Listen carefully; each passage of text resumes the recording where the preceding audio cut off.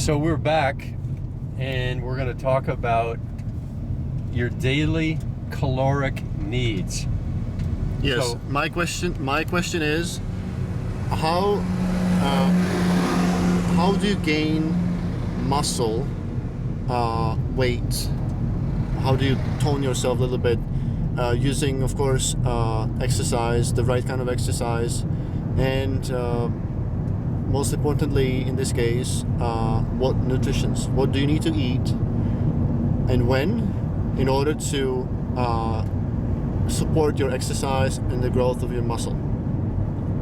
okay, so Tomas said one word, tone, and tone doesn't necessarily go along with gaining muscle size.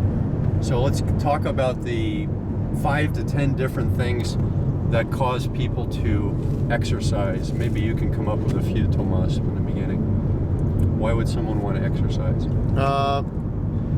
You want to exercise to physically feel good.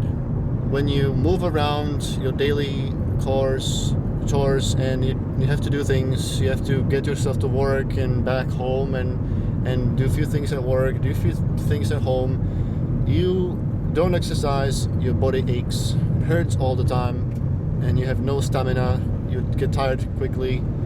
Another reason could be you want to please your girlfriend or your partner. With your physique? With your physique. Don't get me wrong, it's not about all looks, but the same way guys appreciate a good-looking girl in decent shape, it's often the case that girl would appreciate a guy to look decent, not just bones and skin, or not just one ball of mass, human mass. So you want to look a little bit better in the shape, and then if you want to perhaps run around the trails, hiking and climbing, you also need to gain some muscle so you can last longer and get less exhausted. So, good answers. So there's another one that's called functionality, which for many people who are athletic and active when they're young, they don't necessarily think about functionality until something very grave happens to them, and that's called injury. So if you injure your wrist, for example, you can no longer play tennis, racquetball, shoot the basketball properly. So all of a sudden, hey, now I want my wrist to work and my body to work, my back to work, my neck to be flexible. So that's called functionality.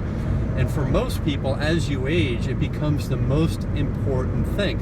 Yes, heart attack, preventing heart attack is important, but most people don't think about preparing themselves to avoid heart attacks. Most people have a heart attack based on their lifestyle or their genetics or their treating themselves poorly, which is again lifestyle, and then they have a heart attack and the doctor says, we need you to do these exercises to go lose this many pounds to stop smoking.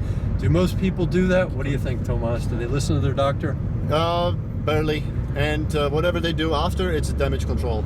Yeah, damage control. I would say that more than, if I had to guess, more than 85% of the people do not change their lifestyle after a heart attack. Their lifestyle change, their condition changes them. So if they've had a heart attack and they feel more weak because of the heart attack and the therapy after a heart attack, they just slow down even more. That's my guess. I haven't read the reports, but that tends to be human nature. If you've already given up on your body, having a heart attack doesn't necessarily make you care about your body more because you've already given up on it anyway.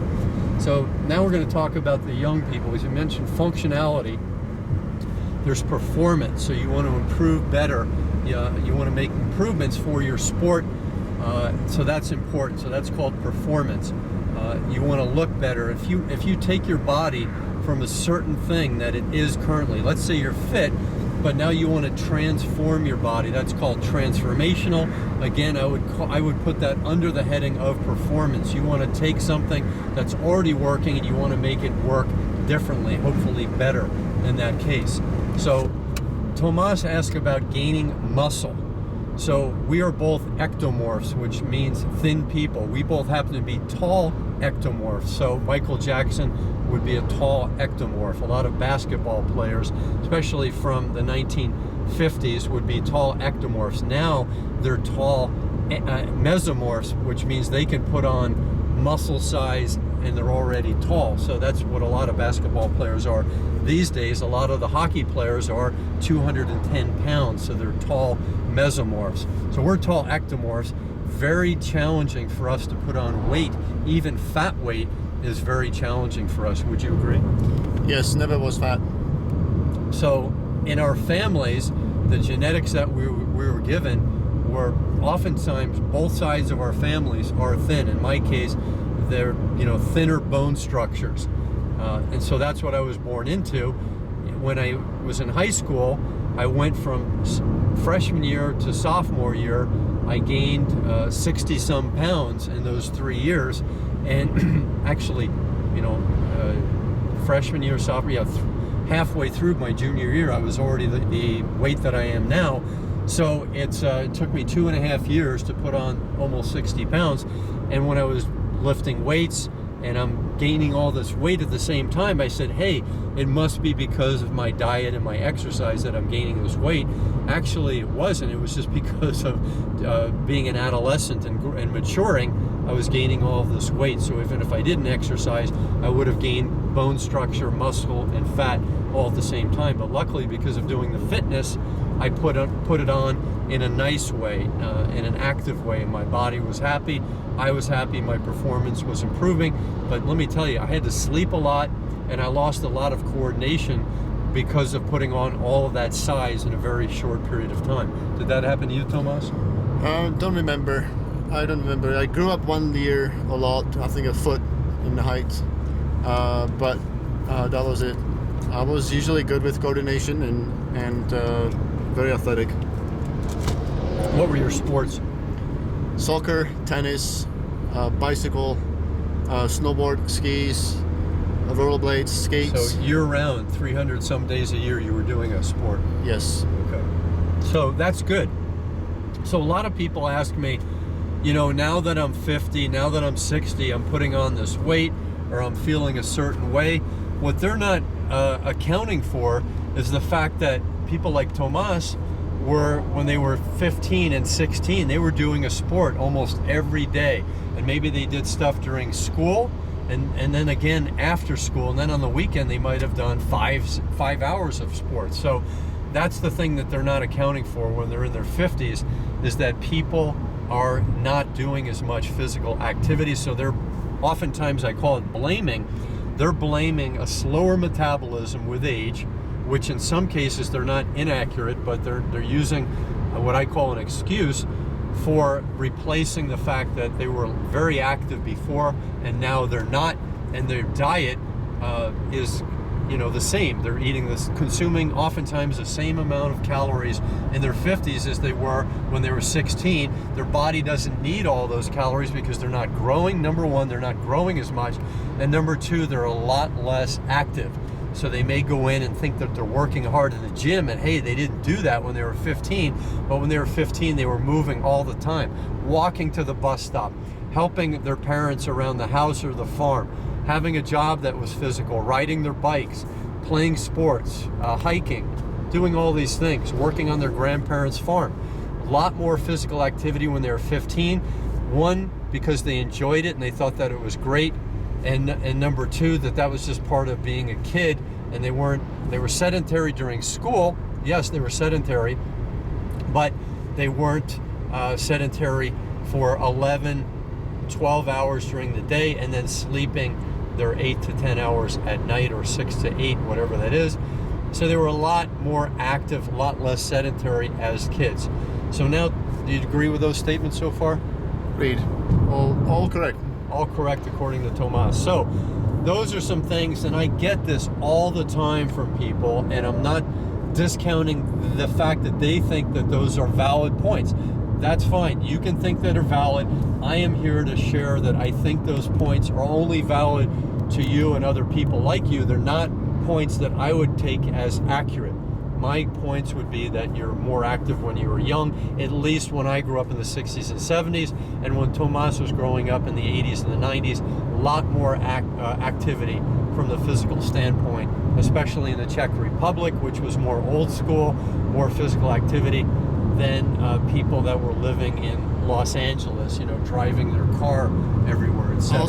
Also considering city life compared to a village or countryside farming life, it's all different. I spent most of my youth being 6 years old plus, I don't know, up till 15, 16 years old.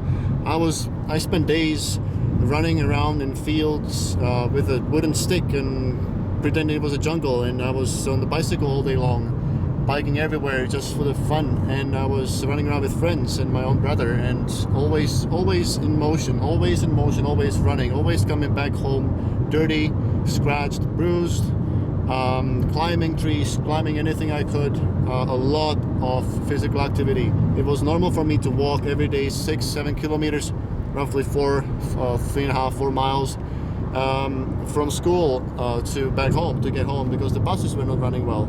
That's all considered as a lot of exercise.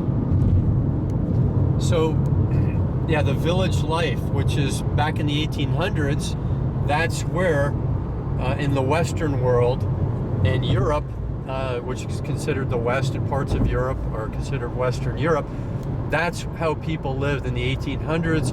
Motion, bodies in motion all the time, and eating a lot less calories and not needing them, not needing to fill up your body to be double the size of the human, which a lot of people are nowadays. You can see that people who are able to put on weight, that instead of being 140, they're 300 pounds, which is twice the weight that they're supposed to be.